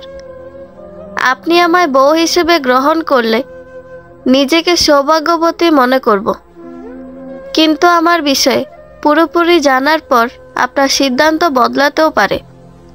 নড়ে চড়ে বসলো মাহের, বলল, ভেবেচিন্তে সিদ্ধান্ত নিয়েছি। বদলানোর সম্ভাবনা নেই বললেই চলে। আমার দীর্ঘদিনের রিলেশন ছিল। অত্যন্ত স্বাভাবিক কণ্ঠে মাহের বলল, ছিল, নেই তো। বিস্ময়াভিভূত হয়ে তাকালো সূচনা। ঢোক গিলে বলল, না, আমার আপত্তি নেই। আর কিছু? আমি তাকে ভালোবাসতাম, স্বাভাবিক। বিয়েতে রাজি হলেও আমার সময় লাগবে। কিসে? আপনাকে স্বামীর স্থান দিতে। বন্ধুর জায়গাটা দিলেই হবে। চাপা নিঃশ্বাস ছাড়ল সূচনা। বলল, আমাকে নিয়ে আপনার কোনো সমস্যাই নেই? সমস্যা থাকবে কেন? আপনার চোখ তো টেরা নয়, নাকও বোচা নয়। আপনার আমাকে নিয়ে সমস্যা আছে কিনা বলুন। বুড়ো বর পেতে আপত্তি নেই তো? আশ্চর্য হয়ে সূচনা বলল, কে বুড়ো আপনি? গুনে গুনে 6 বছরের বড়। 28 বছর বয়সী বুড়ো। মৃদু মৃদু হাসতে লাগলো মাহের। সূচনা আহত সুরে বলল, আপনার বয়সে অনেকে 14-15 মেয়ে বিয়ে করে, আমার তো 22 চলছে। তাহলে পারফেক্ট ম্যাচ, কি বলেন? সূচনা পুনরায় মাথা নিচু করল, বলল, একটি প্রশ্ন করি, রাগ করবেন না তো? ওহ ম্যাডাম, প্রথম পরিচয়ে রাগ দেখালে আপনি তো পালিয়ে যাবেন। নির্দ্বিধায় প্রশ্ন করুন। কখনো পারবেন রোশনির জায়গাটা আমাকে দিতে? নিমিষে স্তব্ধ হয়ে গেল মাহের। সে জানত নিলয় সূচনাকে সবটা জানিয়েছে, যা নিজ মুখে জানানোর সাধ্য তার নেই। তারপরও বুকের ভিতর ভীষণ রকম মুচড়ে উঠল। সত্যিই কি পারবে রোশনির জায়গা সূচনাকে দিতে? সূচনা তাকিয়ে আছে মাহেরের দিকে। সত্যি বলতে, নিলয়ের মেসেজ পাওয়ার পর থেকে মাহেরের প্রতি অনেক বেশি আগ্রহী হয়েছে সূচনা। যে পুরুষ ধর্ষিত হওয়া নিজের ভালোবাসার মানুষকে বিয়ে করার সিদ্ধান্ত নেওয়ার ক্ষমতা রাখে, ওই পুরুষের মানসিকতা নিয়ে বিন্দু পরিমাণ সন্দেহ রাখা উচিত নয়। সূচনাও রাখিনি। বিয়েতে দ্বিধাহীন হয়েছে মাহেরের সত্যিটা জানার পরই। সূচনা উৎসুক নয়নে তাকিয়ে আছে। দীর্ঘ সময় পর মাহের বলল, আমি কখনো আপনাকে রোশনির জায়গা দিতে পারবো না, কারণ রোশনি আমার ভালোবাসার নাম। সূচনা, আপনি সত্যি ভাগ্যবতী, কারণ রোশনি যে জায়গাটা পায়নি সেই জায়গাটা আপনি পাবেন, কারণ আপনি আমার অর্ধাঙ্গিনী হবেন। শুধু প্রেমিকা হওয়াটাকে তো প্রাপ্তি বলে না। ওর জায়গাটা না হয় আপনি নাই নিলেন, আপনার স্থান আমার এখানে থাকবে। বুকের বাপাস দেখিয়ে বলল মাহের। বাসাহীন হয়ে পড়ল সূচনা। অদ্ভুতভাবেই তার দৃষ্টি ঝাপসা হয়ে উঠল। বিড়বিড় করে শুধু একটা কথাই বলল, আপনি অনন্য মাহের, আপনি অনন্য। পরের দিন ভোর 6টায় সূচনার ফোনে কল এলো। রিসিভ করতে ওপাশ থেকে মাহের বলল, শুভ সকাল ম্যাডাম। বিরক্ত হলেন? ধরফরিয়ে উঠে বসল সূচনা। স্ক্রিনে ভালোভাবে নাম্বারটা দেখে জড়ানো কণ্ঠে উত্তর দিল, না না, বিরক্ত হইনি, বলুন, আপনি বলুন। পাশে পানি থাকলে পানি খেয়ে নিন, তারপর বলছি। গলা শুকিয়ে কাটকাট অবস্থা। সত্যি ভীষণ পিপাসা পেয়েছে। তাই দেরি না করে ফোন রেখে সত্যি সত্যি ওয়াটার বোতল থেকে পানি খেয়ে স্বাভাবিক হলো সূচনা। তারপর বিছানায় এসে ধীরে সুস্থে ফোন কানে ধরে বলল, জি বলুন। আমার বোন হৈমি আপনাকে দেখার জন্য অস্থির হয়ে পড়েছে। বায়না ধরেছে আজ কলেজ শেষ করে আপনার ওখানে যাবে। মৃদু হেসে সূচনা বলল, তাই আসুন না, আজ আমি বাসায় থাকবো, ভার্সিটি নেই। আচ্ছা, আমি দিয়ে আসবো। হবু ননদ সম্পর্কে জানেন তো? জি, অল্প স্বল্প। মুচকি হেসে মাহের বলল, পুরোটা জেনে যাবেন আজ। খুব বেশি বিরক্ত করলে আমায় ফোন করবেন। একদম না, আমি মানিয়ে নেব। এই সেরেছে, মানিয়ে নেওয়ার আপনি কি বুঝেন? বাচ্চা একটা মেয়ে, ওসবে জড়াবেন না। বিয়ের সময় মেয়েদের মানিয়ে নেওয়ার ব্যাপারে বেশ জ্ঞান দেওয়া হয়, অথচ মানিয়ে নেওয়া উচিত আমাদের, অর্থাৎ ছেলে সহ ছেলের পরিবারদের। আপনি একা মানুষ, সবার সাথে কি করে মানিয়ে নেবেন? আমি বোনকে বুঝিয়ে পাঠাবো যেন বিরক্ত না করে, চিন্তা করবেন না। গেটের সামনে দাঁড়িয়ে আছে মাহের, হৈমি। সূচনাদের ডুপ্লেক্স বাড়িটা বিস্ময় চোখে তাকিয়ে দেখছে হৈমি। হঠাৎ মৃদু চিৎকার করে বলল, ভাইয়া তোমার শ্বশুর তো হেব্বি বড়লোক। মাহের চোখ রাঙিয়ে বলল, ভাষা ঠিক করো। জিভ কেটে হৈমি বলল, সরি সরি, তোমার শ্বশুর তো ভীষণ বড়লোক। কত বড় বাড়ি? বলেই কাছে এসে ফিসফিস করে বলল, আচ্ছা ভাইয়া, ভাবির কোনো ভাইটাই নেই? চুপ হৈমি, সূচনা আসছে, কন্ট্রোল করো নিজেকে, নয়তো কানে ধরে বাড়ি নিয়ে যাব। হৈমি দমে গেল, বিড়বিড় করে বলল, বই গেছে ভাবির ভাইদের সঙ্গে লাইন মারতে। মরেছি গুন্ডা দেখে, বেআইটে আর ভাত আছে নাকি? সূচনা এসে গেটের তালা খুলতে হৈমি হৈ হৈ করে উঠল। দৌড়ে এসে সূচনাকে জড়িয়ে ধরল। সূচনা ভয় পেয়ে দু কদম পিছিয়ে গিয়েছিল, কিন্তু হৈমি তাকে ঝাপটে ধরায় পড়ে যায়নি। হৈমি খুশিতে আত্মহারা হয়ে বলল, উফ ভাবি, তুমি কি সুন্দরী গো, তোমার ননদিনীও কিন্তু কম সুন্দরী না। আগে আমাকে দেখো তো, দেখে বলো তো পছন্দ হয়েছে কিনা। মাহের দ্রুত এসে হৈমিকে ধমক দিল। সূচনা বলল, ইস, ধমকাচ্ছেন কেন? আমার তো ভালোই লাগছে, ভেতরে আসুন। হৈমি, ভেতরে গিয়ে কথা বলি আমরা। এমন সময় একটি গাড়ি এসে থামলো গেটের সামনে। মুহূর্তে ডোর খুলে বেরিয়ে এলো রুদ্র। সঙ্গে সঙ্গে আটকে উঠল হৈমি। সূচনার এক বাহু জড়িয়ে ধরে বলল, সর্বনাশ, গুন্ডাটা আমার প্রপোজাল পাওয়ার পর থেকে নিশ্চয়ই আমাকে ফলো করছে, নয়তো তোমার বাড়ি চিনল কিভাবে? ভাবি, এটা আমার ক্রাশ, তাই বোধহয় বাস দিতে এসেছে, প্লিজ বাঁচাও আমায়। হৈমির কথার আদি অন্ত কিছুই বুঝতে পারল না সূচনা। বোকা চোখে চঞ্চলিত মেয়েটার দিকে কয়েক পল তাকিয়ে রইল। রুদ্র তার স্বভাব সুলভ এগিয়ে এসে মাহেরের দিকে হাত বাড়িয়ে দিল। মাহেরও সৌজন্যপূর্ণ হেসে হ্যান্ডশেকের জন্য হাতে হাত মেলালো। এ দৃশ্য দেখে যেন হালকা করে মরে গেল হৈমি। চোখ বড় বড় করে ঘন ঘন নিঃশ্বাস ফেলল সে।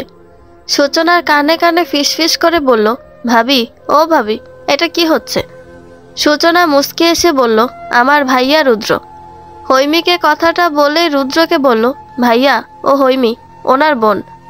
সূচনার কণ্ঠস্বর কর্ণগোচর হলেও হৈমির দিকে ফিরে তাকালো না রুদ্র। মাহেরকে বাড়িতে ঢোকার ইশারা করে সে গটগট পায়ে বাড়ির ভেতর চলে গেল। মাহের কিছুটা অবাক হলো। সূচনা বলল, কিছু মনে করবেন না, ভাইয়া আসলে মেয়েদের সঙ্গে মিশতে পারে না, আমার সঙ্গে অপ্রয়োজনীয় কথাবার্তা কম বলে। মাহের স্মিত হেসে বলল, ইটস ওকে, রুদ্র সম্পর্কে কিছুটা জানি। হৈমি না শব্দ উচ্চারণ করে মৃদু আর্তনাদ করল। চমকে তাকালো মাহের, সূচনা উভয়ই। তাদের চমকানো চাহনি দেখে হৈমি মাথা ধরে বলল, আমার মাথা ঘুরছে ভাইয়া, গলা শুকিয়ে গেছে, আমি পানি খাবো। বিচলিত হয়ে মাহের বলল, আই থিঙ্ক রুদ্রকে দেখে ঘাবড়ে গেছে।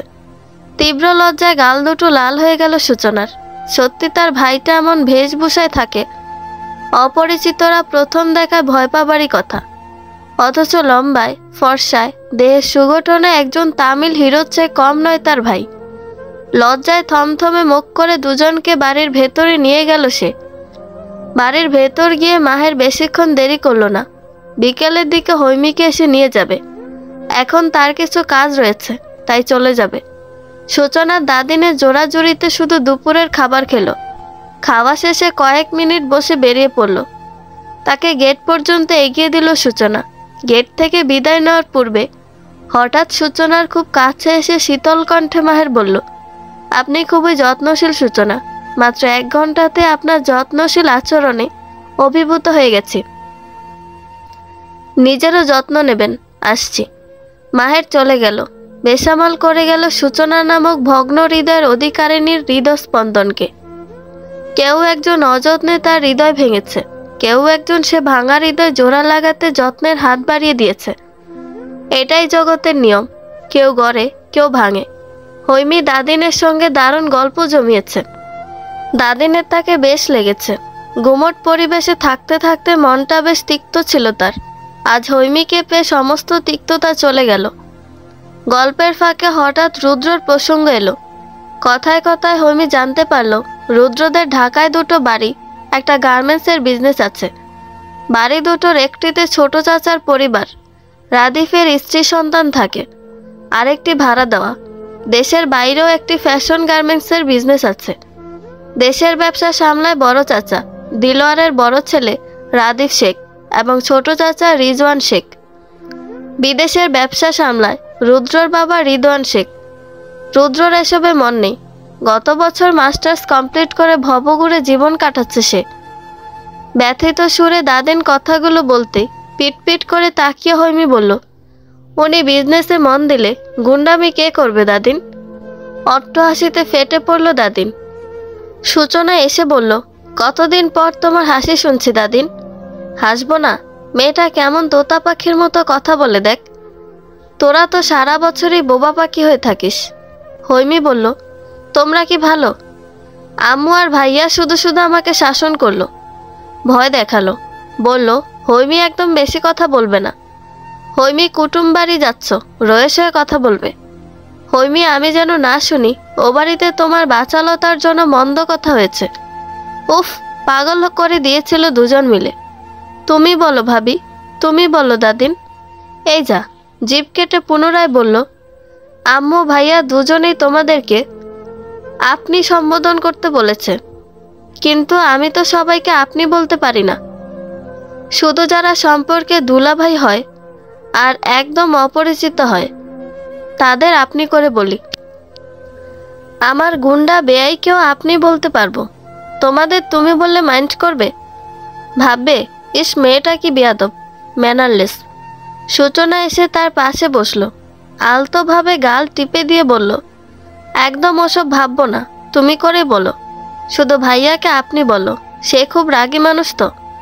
দাদিনও সম্মতি দিল, বলল, তুমি বড় মিশুক মেয়ে, তোমার কথায় ভিমরি খাওয়া যায়, রাগ করা যায় না। কিন্তু ওই আমাদের কপালের দোষ, অকারণেই রেগে যায় নাতিটা। হৈমি ভীষণ সিরিয়াস হয়ে বসলো, ফিসফিস কণ্ঠে বলল, আমার কাছে একটা ওষুধ আছে রাগ কমানোর। সূচনা বলল, কি? বেয়াই মশাইকে বিয়ে করিয়ে বউ নিয়ে এসো। বউ কিন্তু আমার মতো সুন্দরী কিউটের ডিব্বা হতে হবে। রোজ সকালে ঘুম থেকে উঠে কিউটনেসে ভরা বউয়ের মুখ দেখবে, আবার ঘুমোতে যাওয়ার আগে দেখবে, ব্যাস রাগ কমে পানি হয়ে যাবে। খিলখিল করে হাসতে লাগলো হৈমি। তার কথা শুনে প্রথমে হকচকিয়ে গেল, পরে সূচনাও হেসে ফেলল। দাদিন ব্রুকোসকে ভাবুক কণ্ঠে বলল, ওষুধটা মন্দ না, এমন গুরুত্বপূর্ণ একটা কথাতে আমার মাথায় আসেনি। হৈমিকে পুরো বাড়ি ঘুরে ঘুরে দেখালো সূচনা। ঘুরতে ঘুরতে হৈমি তার ছোটবেলার গল্প করলো। আম্মু ভাইয়ের সম্পর্কে অনেক অজানা কথাও জানালো। মাহেরের সম্পর্কে অনেক কিছু জানলো সূচনা, যা কেবল তাকে ভালো লাগা উপহার দিল। অনুভব করলো তার মনের বিষাদ অনুভূতি অনেকটাই কমে এসেছে। কেমন অদ্ভুত নতুন অনুভূতিতে হৃদয় সিক্ত হচ্ছে। হঠাৎ হৈমি তার হাত ধরল, বলল, ভাবি তোমার শাড়ি আছে? সূচনা মাথা নাড়িয়ে হ্যাঁ বলল। হৈমি আনন্দিত হয়ে বলল, আমি শাড়ি পরব, তুমি তোমার ফোনে সুন্দর করে ছবি তুলে দেবে আমায়। আমার পার্সোনাল ফোন নেই, আম্মুর হোয়াটসঅ্যাপ নাম্বার দিয়ে যাব, ছবিগুলো দিয়ে দিবে কেমন? সূচনা মাথা দুলিয়ে হাসলো, মনে মনে বলল, ভাই বোনের আকাশ পাতাল পার্থক্য থাকলো মনের দিকে দুজনই অনন্য। মাহের যেমন ভীষণ ম্যাচিওর, হৈমি তেমন ভীষণ ইমম্যাচিওর। হৈমিকে শাড়ি পরিয়ে সাজানোর পর মুগ্ধ হয়ে গেল সূচনা। চিবুক ছুঁয়ে অভিভূত কণ্ঠে বলল, একদম পুতুলের মতো লাগছে। হৈমি নিজের প্রশংসা শুনতে যেমন খুবই ভালোবাসে, তেমনি নিজের প্রশংসা নিজে করতেও ভালোবাসে। তাই বলল, আমি জানতাম তুমি ঠিক এটাই বলবে। আম্মু থাকলে সেও সেম কথা বলতো। আচ্ছা, বেয়াই মশাই আমাকে এভাবে দেখে নিশ্চয়ই রেগে থাকতে পারবে না। আমাকে তার কাছে নিয়ে চলো। আতকে উঠল সূচনা, বড় বড় করে তাকিয়ে বলল, একদম না, হৈমি ভাইয়া ভীষণ রাগী। আমার আরো ছোট ছোট ভাই আছে, কাজিন ব্রাদার, ওদের সঙ্গে আলাপ করে দেব। তোমার যত মজা ওদের সঙ্গে করো, কিন্তু ভাইয়া না। ঠোঁট ফুলিয়ে বসে রইল হৈমি, বিড়বিড় করে বলল, আমার তো গুন্ডাটাকেই চাই। সূচনা মোবাইল এনে হৈমির গুটি কয়েক ছবি তুলল। মাঝপথে মাহের কল করায় ছবি তোলায় বাধা পড়ল। হৈমি শাড়ি পরেছে শুনতেই রেগে গেল মাহের। তাকে শান্ত করল সূচনা। আকাশে মেঘ গুড়গুড় করছে। দুপুরের কড়া রোদ সময়ের তালে তালে মিলিয়ে গেছে। হিমশীতল হাওয়া বইছে চারিদিকে, এই বৃষ্টি নামলো বলে। ফোনে ব্যস্ত সূচনাকে রেখে বেরিয়ে গেল হৈমি। বৃষ্টি নামবে, তাকে ভিজতে হবে। নতুন বাড়ি, নতুন শাড়ি, নতুন ছাদ, রোমান্টিক ওয়েদার পুরো জমে যাবে। শাড়ি জড়ানো বৃষ্টি মাখানো বিকেল উপভোগ করতে হবে। তার একটি স্বভাব হচ্ছে যখন যা ইচ্ছা হবে তাই করবে। মাঝরাতে ঘুরতে ইচ্ছা করলে ছাদে চলে যাবে। কিছুক্ষণ আপন মনে ঘোরাঘুরি করার পর মনে হবে ছাদের পাশের আম গাছটায় ভূত টুত জাতীয় কিছু একটা আছে। মনে হওয়া মাত্র দৌড়ে নিচে নামবে। সিঁড়ি বেয়ে নামতে গিয়ে কখনো হোঁচট খেয়ে পড়ে যাবে। কান্নাকাটি করে আম্মু ভাইয়ের ঘুম ভাঙিয়ে বকা খাবে বিরতিহীন। ভর দুপুরে সাইকেল নিয়ে শহরে বের হতে ইচ্ছে করবে। রোদে পুড়ে শহর ঘুরে লাল টকটকে হয়ে বাড়ি ফিরবে। সন্ধ্যা নামতেই জ্বর, ঠান্ডা একাকার অবস্থা। রাত বিরেতে হুটহাট আইসক্রিম খেতে মন চাইবে। বাড়িতে থাকলেও খাবে না, লুকিয়ে চুরিয়ে বের হবে। দোকান খোলা থাকুক বা না থাকুক সে আইসক্রিম খাবেই। প্রয়োজনে দোকানের বাড়ি গিয়ে হামলা করবে। দোকানি মনে মনে তাকে গালমন্দ করবে। আইসক্রিম নিয়ে ফেরার পথে সে বলবে, মামা আপনি যে মনে মনে আমাকে গালি দিয়েছেন এটা আমি একটু মাইন্ড করিনি। মামা হতভম্ব হয়ে তাকাবে। সে খিলখিল করে হাসতে হাসতে সাইকেল টান দেবে। এরকম আরো অসংখ্য ইচ্ছে হুটহাট মনে জাগে। সকল ইচ্ছে পূরণও করে সে। তার জীবনের একমাত্র শখ নিজের ইচ্ছেগুলোকে পূর্ণতা দেওয়া। এমন স্বভাব লোকের কাছে বদ অভ্যাস হলেও তার কাছে উত্তম অভ্যাস বলে মনে হয়। তার ভাষ্যমতে প্রত্যেকটা মানুষেরই নিজের ইচ্ছেকে প্রাধান্য দেওয়া উচিত, লোকের কথাকে নয়। লোকে না হয় দুটো মন্দ কথা বলবে, তাতে তো আর তার গায়ে ফোসকা পড়বে না। এই মুহূর্তে তার ইচ্ছে হয়েছে বৃষ্টিতে ভিজতে ভিজতে ভিজতে রোমান্টিক মুডে চলে যেতে। দুহাত মেলে সাবধানে পা ফেলে পুরো ছাদ জুড়ে ঘুরে বেড়াতে। বাড়ির মতো নিশ্চয়ই ছাদটা অনেক বড়। ছাদে পা রাখতে ঝিরিঝিরি বৃষ্টিতে প্রাণবন্ত মনটা খুশিতে আত্মহারা হয়ে গেল। ছুটে গিয়ে আকাশের দিকে তাকিয়ে আবার চোখ বন্ধ করে ঘুরতে শুরু করলো। দুহাত দুদিকে মেলে দেওয়াতে শাড়ির লম্বার আঁচলখানা মেঝেতে লুটোপুটি খেলো। ঝিরিঝিরি বৃষ্টি কয়েক মুহূর্ত পরে ঝুমঝুম বৃষ্টিতে পরিণত হলো। হৈমি এবার ঘুরতে ঘুরতে চিৎকার করে বলতে লাগলো, আয় বৃষ্টি ঝেপে ধান দিব মেপে। বাকিটুকু বলার পূর্বে আঁচলে পা আটকে ধপাস করে মেঝেতে পড়ে গেল। কোমরে লাগলো খুব।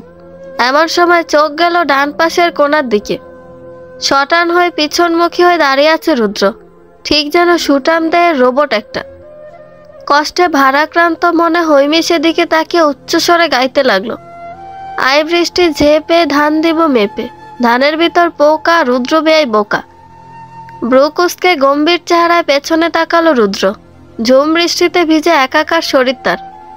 চুল দাড়ি সবটাই পানির ছোঁয়ায় নুইয়ে রয়েছে। সিগারেটে পোড়া গোলাপি ঠোঁট জোড়া বৃষ্টির ছোঁয়ায় ভীষণ স্নিগ্ধ লাগছে। সেদিকে তাকিয়ে হৈমি বলল, বোকা না হলে কি আর অমন সুন্দর ঠোঁট দুটো জঙ্গলের ভেতরে লুকিয়ে রাখে কেউ? কান দুটো গরম হয়ে গেল রুদ্রর। বৃষ্টি ভঙ্গিতে বাম দিকে থুতু ফেলে এমনভাবে হৈমির দিকে এগুলো যেন দু পায়ে নয় 4 পায়ে হেঁটে এলো সে। হৈমির বুকের ভিতর হৃৎপিণ্ডটা তড়াক করে লাফিয়ে উঠল। তাকে ওঠার সময়টুকু দিল না রুদ্র। নিমেষেই তেড়ে এসে তার এক কাঁধ চেপে ধরে চিৎকার করে উঠল, অসভ্য, বেয়াদব, বাজে মেয়ে। শক্তপোক্ত হাতে চেপে ধরার ব্যথায় কোকিয়ে উঠল হৈমি। সঙ্গে সঙ্গে রুদ্র তাকে ছেড়ে পেছন ফিরে বড় বড় করে শ্বাস ছাড়ল। ঠান্ডা আবহাওয়াতে রিল্যাক্স হতে ছাদে এসেছিল। অসভ্য মেয়েটা এসে বিরক্ত করায় মাথা খুব গরম হয়ে গেছে। হৈমির শাড়ি জড়িয়ে ধরে উঠে দাঁড়ালো। রুদ্র ধীর পায়ে আবারও রেলিংয়ের কাছে গেল। বার কয়েক ঢোক গিলে নিজেকে স্বাভাবিক করে নিল হৈমি। মনে তীব্র সাহস জুগিয়ে রুদ্রর পাশে গিয়ে দাঁড়ালো। বলল, এই যে শুনুন, আপনি নিজেকে কি মনে করেন? আমি অসভ্য, বেয়াদব, বাজে মেয়ে? তাহলে আপনি কি? দেখুন, নেহাতে আমি একটা ভদ্র মেয়ে, তাই মাইন্ড করলাম না। অন্য কেউ হলে আপনাকে এখনই ধাক্কা দিয়ে ছাদ থেকে ফেলে ভবলীলা সাঙ্গ করে দিত। রুদ্রর ভবলীলা সাঙ্গ হওয়ার বদলে আকস্মাৎ হৈমির ভবলীলা সাঙ্গ হয়ে গেল। আকস্মাৎ গালে ঠাস করে একটা থাপ্পড় দিয়ে ক্ষান্ত হলো না রুদ্র। এক হাতে ছোঁ মেরে মেয়েটাকে টেনে ছাদের নিচে ফেলে দিতে উদ্যত হলো। ভয়ে চোখমুখ অন্ধকার করে চিৎকার দিল হৈমি। দুহাতে রুদ্রর একটি হাত খামছে ধরে হাউমাউ করে কেঁদে দিল। ভয়ে পা ছোড়াছড়ি করতে করতে বারবার বলল, আম্মু, ভাইয়া, এতে রুদ্রর কোনো ভাবান্তর হলো না। সে আরামসে দাঁড়িয়ে রইল রেলিংয়ের এপাশে, এক হাত সন্তর্পণে পকেটে গুজে দিল, আরেক হাত রেলিংয়ের ওপাশে হৈমির জীবন রক্ষা করতে ব্যস্ত। বৃষ্টি না পড়লে একটা সিগারেট ধরালে পরিস্থিতিটা সুন্দরভাবে উপভোগ করা যেত। তবুও মন্দ লাগছে না ভেবেই হৈমির চেপে রাখা হাতটা একটু নাড়া দিল। অমনি আবারও মজাদার একটি চিৎকার ভেসে এলো হৈমির মুখ থেকে। রুদ্র অনুভব করলো বহু বছর পর তার বুকে অদ্ভুত আনন্দানুভূতি হচ্ছে। হাসতে ইচ্ছে করছে ভীষণ রকম। খুব কষ্টে নিজের গাম্ভীর্যতার সহায়তায় হাসিটুকু আড়াল করে নিল। এদিকে যে হাত পায়ে ছোড়াছুড়িতে হৈমির আঁচল খুলে শাড়ির কুচি অর্ধেক খুলে গেল, তার কি হবে? কোন দিকে মায়া করে কাঁদবে মেয়েটা? সে না হয় বেয়াই মশাইয়ের সঙ্গে একটুখানি মস্করাই করেছিল, তাই বলে তিনি তার জীবন ইজ্জত দুটো নিয়ে মস্করা করবে? বন্ধুরা, এই পর্বের সমাপ্তি এখানেই। গল্পটি ভালো লেগে থাকলে একটা লাইক করে দিবেন এবং গল্প সম্পর্কে কোনো মতামত জানানোর থাকলে কমেন্ট করতে পারেন। গল্পের বাকি অংশ শোনার জন্য চ্যানেলটি সাবস্ক্রাইব করে পাশেই থাকবেন। ধন্যবাদ সবাইকে। ভালো থাকবেন।